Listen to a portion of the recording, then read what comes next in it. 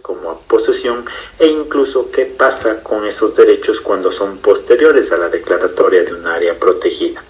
Doctor, disculpe que le interrumpa, doctor. Claro. Eso todavía nosotros no vemos con usted. Creo que hicimos ya una revisión de eso inicial. Si no estoy equivocado, ayúdenme verificando si de pronto me estoy adelantando yo. Sí, doctor, nos quedamos en conservación in situ y ex situ, pero todavía no vemos nada de lo que usted está hablando ahorita. Todavía no revisamos, no ingresamos al tema de lo que es declaratoria ni nada de eso. No hicimos la primera revisión. ¿Están segurísimos? No, doctor. Perfecto. No, doctor, del sistema de áreas protegidas solo nos dio como una breve introducción nada más en la última clase. Coincide con la señorita García que solo vimos definición de conservación nada más. Sí. Perfecto, entonces me estoy imaginando, creo que no nos hemos visto tanto tiempo.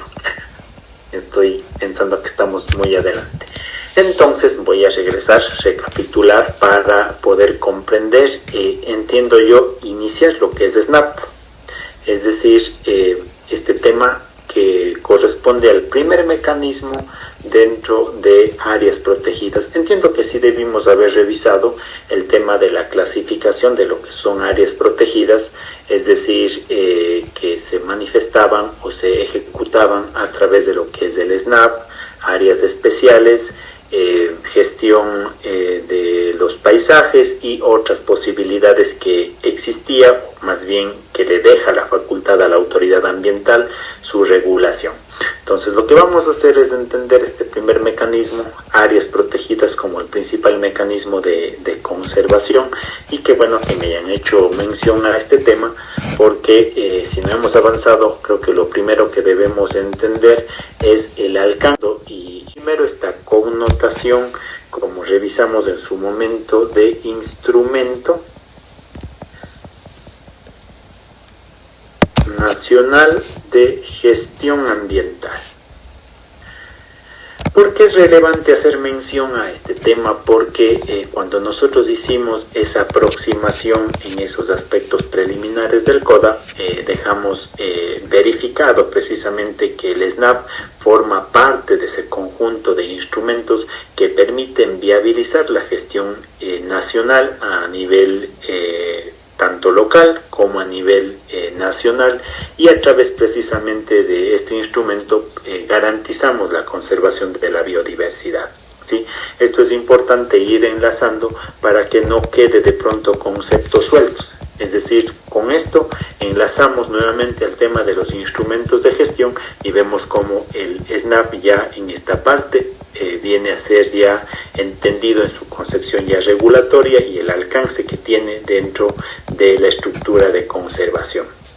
Adicionalmente, como es obvio, nosotros vamos a entender al SNAP como ese principal mecanismo de conservación in situ. Entiendo que de esta parte sí lo revisamos, ¿no es cierto? Que era conservación in situ y ex situ. Esto sí definimos bien los alcances de cada uno, ¿correcto? Uh-huh. ¿Sí? Perfecto. Entonces, en este sentido estamos claros que este es el primer mecanismo de conservación in situ que tenemos, y que a través de esto vamos a garantizar que en el propio hábitat natural se pueda desarrollar todo este mecanismo de conservación que, como habíamos revisado anteriormente, está regulado en un convenio internacional que es el CDB. Está definido en nuestra Constitución de la República y obviamente encontramos su regulación a través del Código Orgánico del Ambiente. Nosotros ya en lo que es CODA vamos a encontrar que su regulación se encuentra a partir del artículo 37. Es decir, desde este articulado yo voy a ver cómo nuestro CODA, nuestro ordenamiento jurídico, va a desarrollar todos estos preceptos de conservación y vamos a hacer práctica ese objetivo no solo nacional, sino internacional, de conservar los diferentes elementos de la biodiversidad. El primer parámetro que nosotros vamos a entender dentro del SNAP es algo que nosotros ya habíamos revisado en Ambiental 1, quizás de una manera un poco más breve. Y en esta parte vamos a abordar lo que es la integración. Si ustedes revisan Ambiental 1, cuando precisamente analizamos lo que es la conservación dentro de esos componentes, dentro de esos elementos del ambiente, que era precisamente la biodiversidad, pudimos verificar que la integración del SNAP precisamente estaba dado a través de una suerte de subsistemas. Y ustedes aquí van a recordar que encontramos en un primer momento al estatal,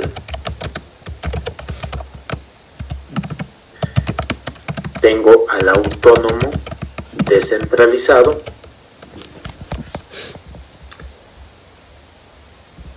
tengo al comunitario y tengo al privado. Cada uno tiene su alcance, su regulación específica, y nosotros en un determinado momento vamos a hacer esa distinción entre los principales actores, quienes tienen la iniciativa para solicitar o requerir la declaratoria de un área protegida en función de estas categorías, de estos subsistemas que estamos revisando en este momento. Vamos a ver cómo se da ese interactuar entre la persona que requiere, entre quien queda en administración de cada una de esta área protegida, y también cómo se da la dinámica de coordinación y participación con las personas, comunidades, pueblos y nacionalidades. Pero esta parte vamos a dejar bastante clara en el hecho de quienes conforman el SNAP y cómo precisamente hay este rol entre diferentes actores. Aquí van a ver ustedes públicos y privados que se vinculan y actúan de manera sólida, técnica y jurídicamente para integrar lo que es el SNAP. Aquí nosotros vamos a ver que el principal objetivo, como ya vimos en la primera parte, la norma es bastante insistente en esto. ¿Qué quiero con el SNAP? ¿Qué quiero con su integración?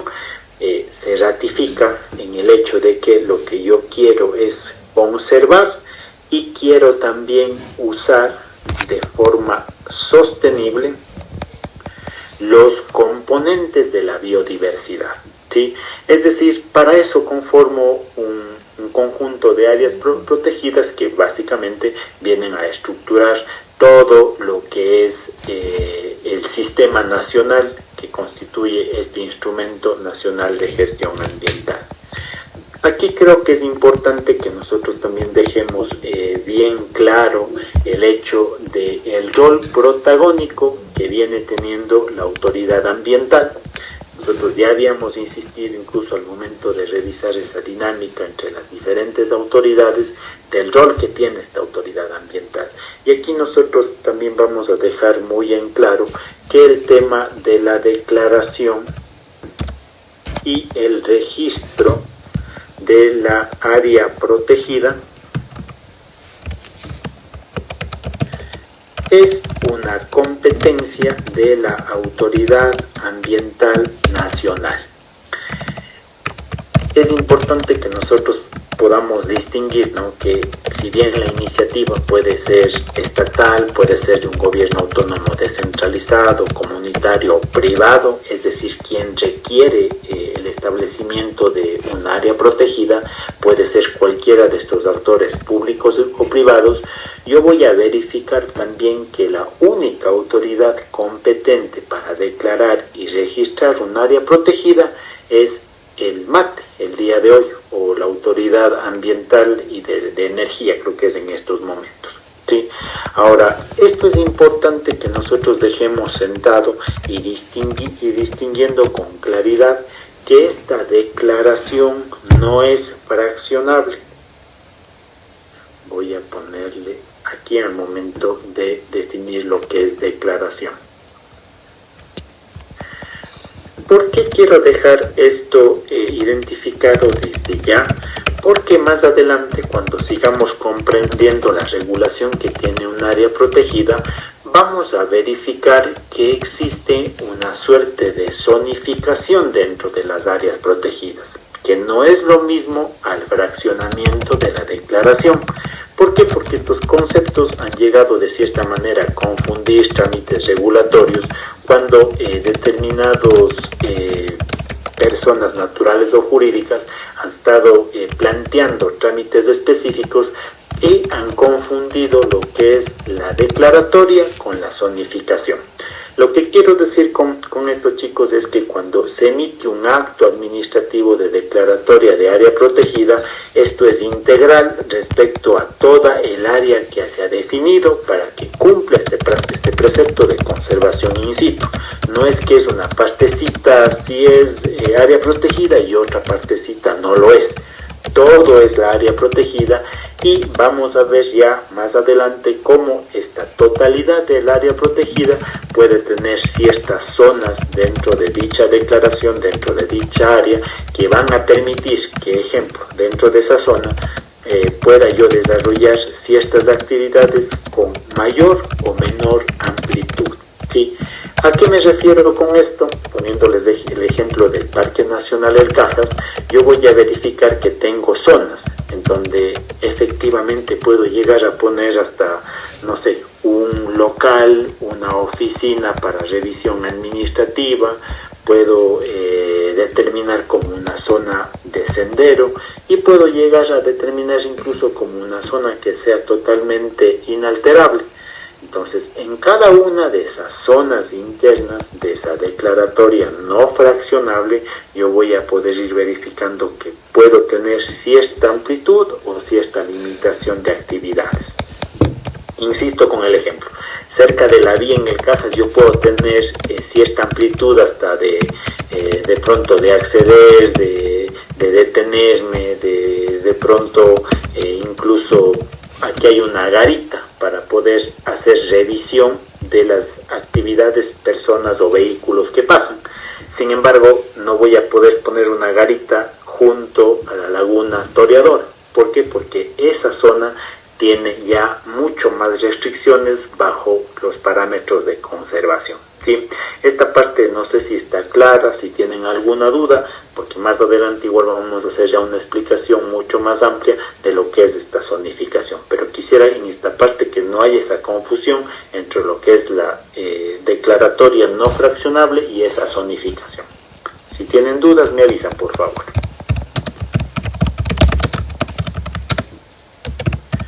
Doctor, creo que puedo volverle a explicar esto, me perdí un poquito. Ya. Vuelvo a explicar toda esta parte, ¿no se entendió? O sea, no sé si es que lo que hablaba de que no es fraccionable, si es que una zona es área protegida, toda la zona es área protegida, pero van a haber ciertos sectores que van a tener más restricción que otros. ¿Esa es la diferencia? Exactamente, esa es la diferencia, o sea, no deja de ser área protegida, sino que yo dentro de esa área voy a tener ciertas zonas que van a tener mayor o menor restricción de ciertas actividades. Sin embargo, toda la área va a estar protegida, limitada por los parámetros generales que establece un área protegida, ¿sí? Sin embargo, esas zonificaciones nos van a permitir, dentro de esas prohibiciones o limitaciones generales, ir estableciendo hasta aún más prohibiciones, ¿sí? Entonces, a lo que me refiero, puedo poner el ejemplo hasta con el Parque Nacional Galápagos.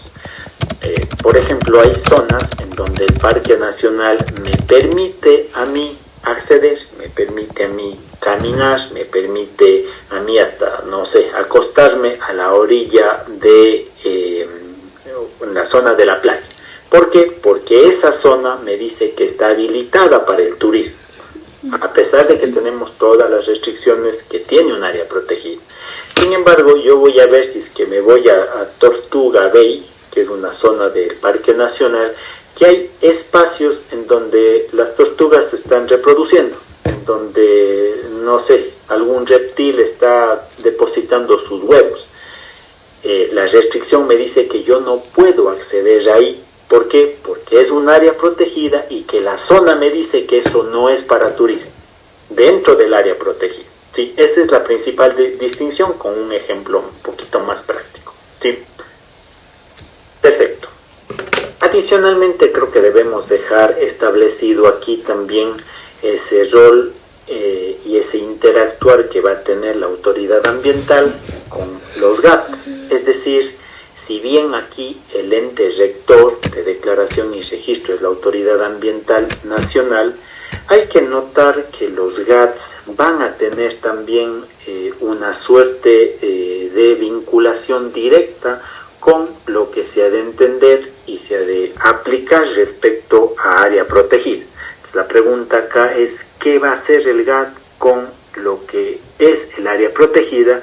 Lo primero es que que el GAT debe incorporar el área protegida al ordenamiento territorial o PDOT competente. ¿Por qué es necesario hacer esto? Porque obviamente un GAT debe incorporar esta información y estas restricciones, estos parámetros de conservación que tiene el área protegida, a efectos de que al momento que se da el desarrollo territorial dentro de esta circunscripción, yo pueda a través del mismo GAT limitar el uso de suelo dentro de esa área protegida. Vuelvo al ejemplo de Cuenca. Si es que, y como efectivamente pasa, tengo declarado el área protegida Parque Nacional El Cajas, el GAT debe incorporar eso dentro del ordenamiento territorial. ¿Para qué? Para que si a mí, Daniel, se me ocurre un día pedir un permiso de construcción menor o mayor ahí junto a la laguna de la Toreadora, no tenga solo la restricción del área protegida, sino que desde el mismo municipio salga una restricción y me diga, ¿sabe qué? Por plan de ordenamiento territorial no hay compatibilidad de uso y ocupación del suelo, por lo tanto usted no puede tener el permiso de uso o de construcción porque no es compatible. Es decir, aquí empiezan ya a interactuar lo que es el Sistema Nacional de Áreas Protegidas con el SUYA, que es en donde se carga esa información, y también con el PDOT, de tal manera que yo voy a tener una respuesta de cierta manera articulada a efectos de no poder yo construir mi casita o hacer una lotización dentro de un área protegida por restricción expresa de la norma y básicamente por la declaratoria de área protegida. Aquí nosotros vamos a recordar esa parte en Ambiental 1, incluso que revisamos sobre la competencia que tiene en este caso los GATS sobre el uso y ocupación del suelo. Esto es competencia de ellos y se va anclando y vinculando ese rol de competencias, ¿no? Entre lo que es el ente rector en materia ambiental y lo que es en este caso el suelo y la competencia que tiene el GAT cantonal en este caso y en el ejemplo que les estoy poniendo. ¿Sí? Esto es un primer acercamiento que estamos dando a lo que es conservación in situ, los principales elementos que debemos ir tomando en cuenta a efectos de ver cómo se va desarrollando ya ese componente jurídico y regulatorio con estos principales elementos que estamos dejando sentando este momento. ¿Sí? Ahora, que es en donde yo pensé que nos quedamos la clase, y es precisamente explicar cuál es esa interacción que vamos a tener dentro de esta área protegida y los derechos reales que pueden llegar a existir dentro de estas áreas. Entonces yo aquí siempre les hago mención cuando explico este tema al hecho de que los abogados podemos tener un rol muy relevante en este ámbito por el hecho de que me puede llegar a mí al consultorio jurídico gratuito de la universidad o a mi despacho privado, una serie de planteamientos o problemas jurídicos en torno a este tema. ¿A qué me refiero? De que, como pasa, vuelvo a nuestro Cajas por ser más cerca. Resulta que dentro del Cajas yo tengo algunos señores, algunos vecinos que resulta que vienen siendo propietarios de algunas hectáreas de terreno dentro del Parque Nacional. Me refiero a los señores o familia Prado, me refiero a la familia Guevara, que tienen títulos de propiedad ahí. Entonces la pregunta relevante aquí es saber, oiga señor abogado, y ahora se me dio un problema con la autoridad ambiental. Resulta que declararon área protegida y ahora, ¿qué pasa con mi derecho a la propiedad? ¿Tengo o no tengo? O con la área protegida me acaban de quitar mi derecho a la propiedad. O si es que de pronto esta propiedad era de mi abuelito y resulta que ya falleció mi abuelito, y ¿qué pasa con este título? Se perdió, se transmite, puedo dividir, puedo fraccionar, o si fui poseedor, ¿puedo sacar mi título de propiedad? Ahí entramos nosotros los abogados ambientalistas por un lado, y también pueden ser asesores jurídicos en materia de propiedad, a ver qué solución le damos a este problema. Voy a terminar la sesión, chicos, porque se nos va a acabar en un minuto y nos conectamos al mismo enlace, por favor.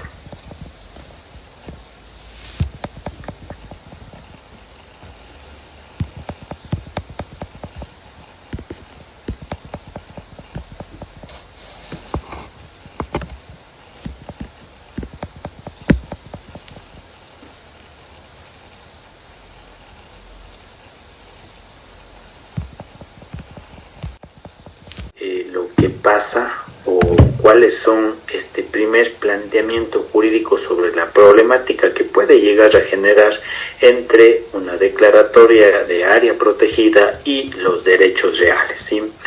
Esto es un tema relevante porque podemos encontrar aquí unos primeros problemas jurídicos que puede ocasionar la declaratoria de área protegida y derechos reales, derechos patrimoniales de las personas. Yo les había planteado en este momento algunas posibles situaciones o consultas que podrían hacerles a ustedes, ¿no?, en el devenir de un ejercicio profesional o de pronto del mismo consultorio jurídico. Entonces, yo creo que aquí lo primero que debemos nosotros dejar sentado respecto a los derechos reales es que efectivamente nosotros vamos a tener aquí una suerte de limitación, ¿sí? Esta limitación de los derechos reales va a sustentarse y tener como finalidad el tema de la conservación. ¿Conservación de qué? De lo que estamos precisamente estudiando en este momento, que es la biodiversidad, ¿sí?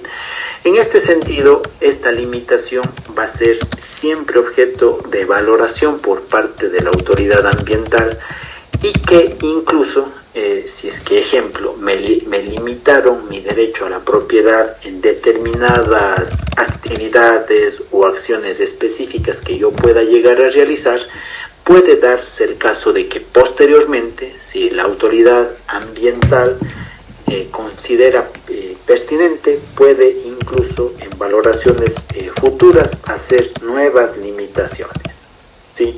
Entonces aquí la parte relevante es de entender que por razones de conservación siempre va a ser objeto de limitación de lo que yo puedo o no puedo realizar dentro de mi derecho a la propiedad.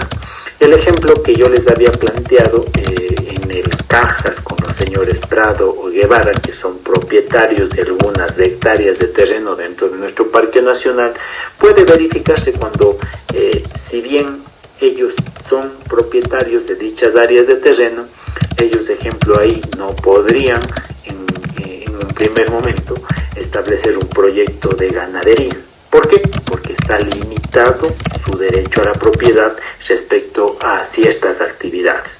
Otro ejemplo que podríamos dar respecto a este tema es que si bien ellos son propietarios, no podrían, a manera de ejemplo, hacer un proyecto urbanístico, una lotización, un conjunto de viviendas para todos los hijos del señor Prado, creo que son como 7 u 8. ¿Por qué? Porque está limitada el ejercicio de los derechos reales, en este caso la propiedad, con fines de conservación. Esto es un primer elemento relevante que debemos tomar en cuenta respecto al ejercicio de estos derechos. Sobre este tema y entendido las limitaciones por conservación, yo voy a dejar también sentado acá es que el Estado, o en este caso nuestro ordenamiento jurídico, genera una suerte de respeto a los derechos, entendidos estos como propiedad, uso, habitación u otros, podríamos dejar establecidos, siempre y cuando nosotros estemos hablando de derechos que tienen la categoría de preexistentes. ¿Qué quiere decir esto? Que si yo antes de la declaratoria de una área protegida yo tuve ya un derecho a la propiedad, uso, a la habitación o demás, el Estado tendría que respetarme ese derecho por estar siempre en esta categoría de preexistente, ¿sí? La misma situación acontece con lo que es posesión. Es decir, si yo soy un poseedor preexistente dentro de una área protegida, el Estado tendría la obligación de respetar esta posesión e incluso instrumentalizar a través de los mecanismos pertinentes la posibilidad de que yo pueda adquirir ya mi título de propiedad a través de un mecanismo que está establecido en nuestro ordenamiento jurídico, que es la adjudicación. Pero en este caso nosotros debemos considerar que va a aplicarse esta figura siempre y cuando esta posesión sea preexistente. Voy a hacer aquí una insistencia que va a permitir distinguir esta categoría, y de hecho yo dejaría remarcando y subrayado esta palabra preexistente, que aplica tanto para los derechos reales como para la categoría de posesión, ya que en ambos casos, dentro de áreas protegidas, el Estado tendría que respetar este derecho o esta posesión de tipo preexistente, ¿sí? Ahora ustedes me van a decir, ¿qué pasa si es que yo, luego de que se dio una declaratoria de área protegida, luego logro obtener o ubicarme en una categoría de poseedor o de propietario? En este caso ya no es posible, porque la norma simplemente le está permitiendo a la autoridad ambiental hacer válidos estos derechos preexistentes y la categoría de poseedor preexistente. Y solo en esta segunda categoría, es decir, que se verifique que una persona antes de que se declare área protegida ha venido haciendo uso y habitación de estos bienes, va a permitir una regularización administrativa mediante adjudicación de esa propiedad. Aquí también les sugiero tener bastante atención, porque hay muchos casos, de hecho en la oficina, en consultorio jurídico, a mí varias veces me han dado la oportunidad de dar asesoría en este tema, es decir, personas que su familia ha venido en categoría de poseedor ocupando ciertas áreas de terreno.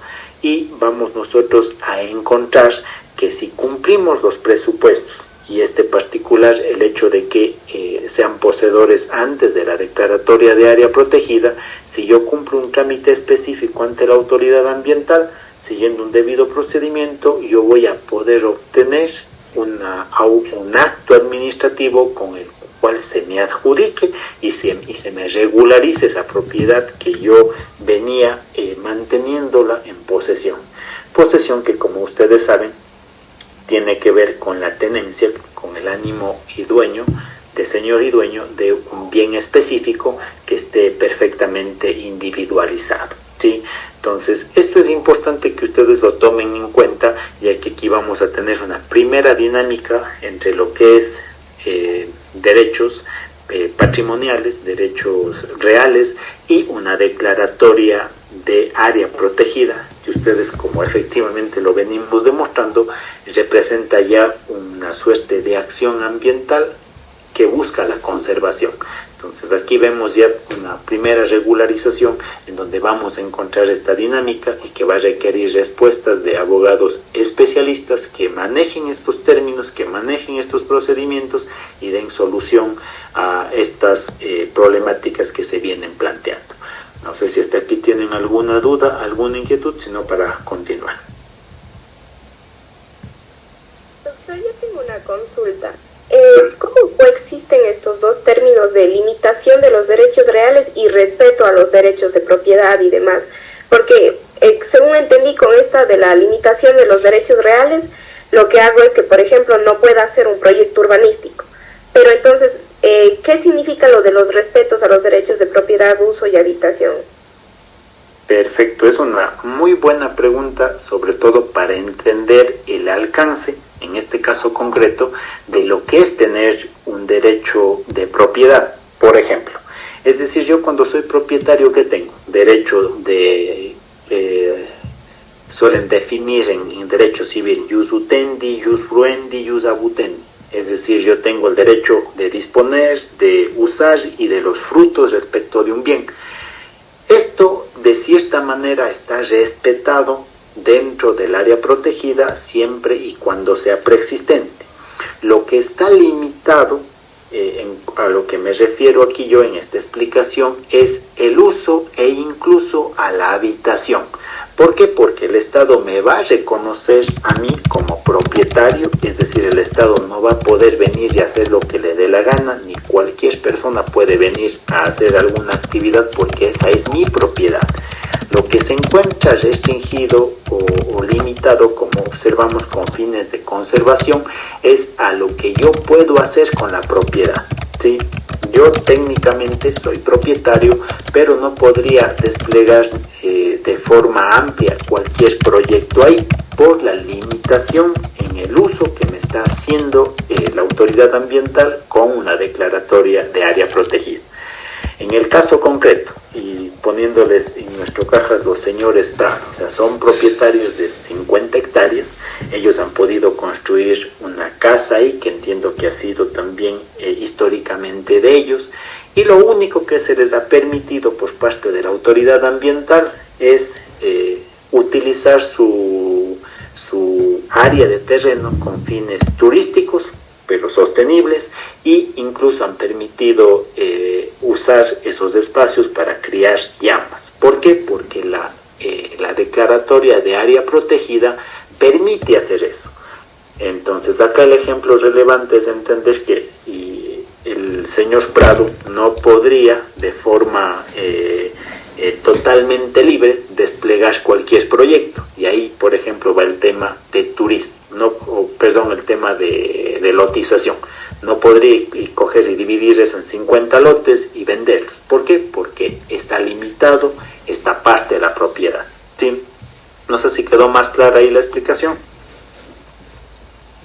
Sí, doctor, gracias. Perfecto. Entonces ya con esa explicación nosotros podemos dejar bastante claro el hecho de que yo podría, siempre y cuando sea preexistente, ratificar que pueden aquí operar mecanismos tanto de transferencia como de transmisión de dominio.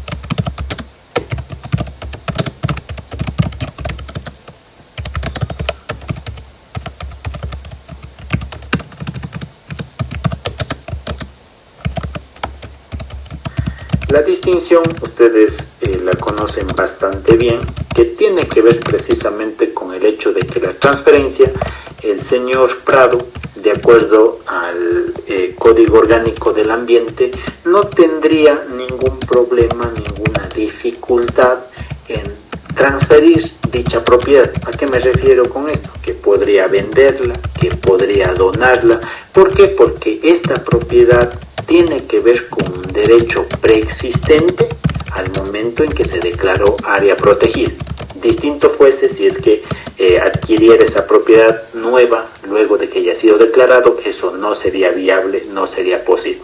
Lo mismo pasa con la transmisión, es decir, el señor Prado fallece, no habría ningún problema regulatorio en que por sucesión por causa de muerte ese bien pase a la propiedad de sus herederos. ¿Por qué? Porque la norma lo permite.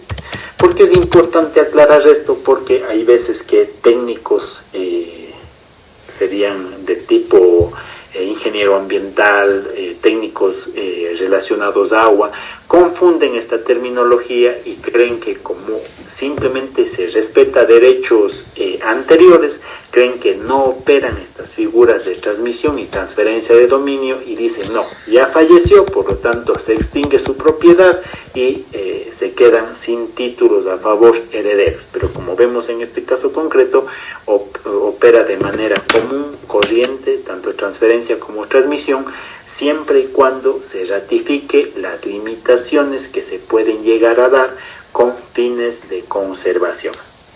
Aquí va a haber un tema que va a ser un poco discutible y de pronto les genera una confusión.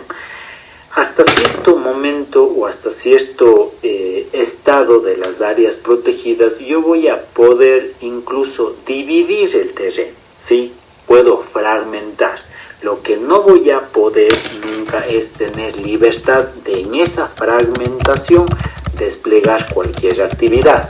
Es decir, yo puedo sí coger las 50 hectáreas y respetando el lote mínimo, dividir, ejemplo, en 5 o 6 lotes de terreno y que quiero dar a mis hijos, al señor Prado.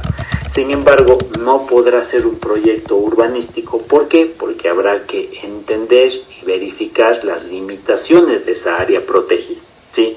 Entonces, esto que les estoy planteando con la explicación implica entender la dinámica de cada una de las áreas protegidas, porque en función de los parámetros de conservación voy a tener una u otra restricción, ¿sí?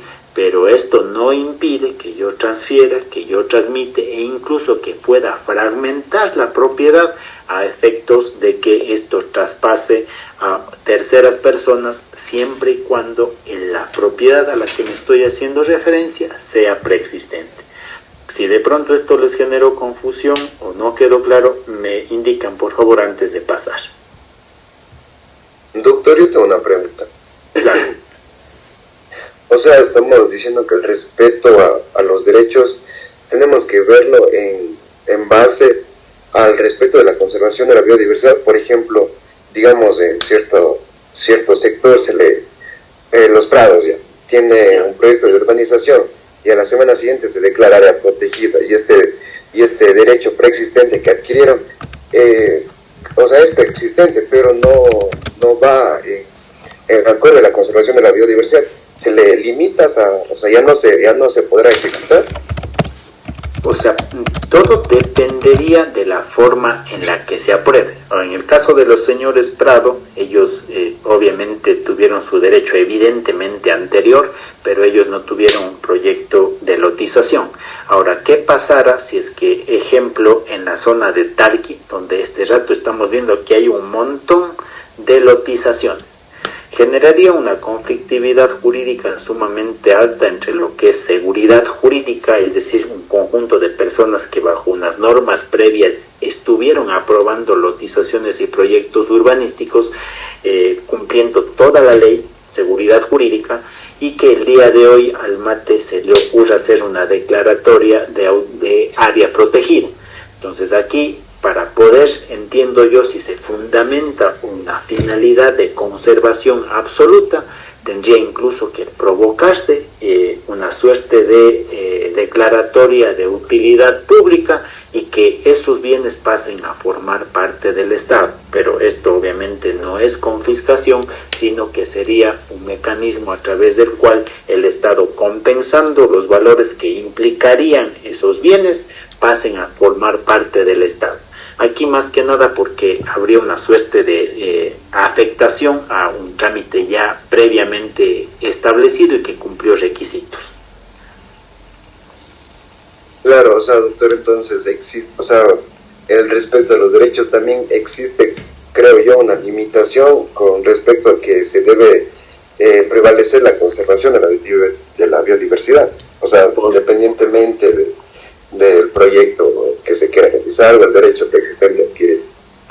Por supuesto, o sea, el enfoque que le estamos dando en esta explicación es entender que inicialmente yo, si es que compatibilizo esa propiedad con lo que se está realizando o lo que se tiene aprobado con la declaratoria de área protegida, técnicamente no tendría problema porque hay compatibilidad.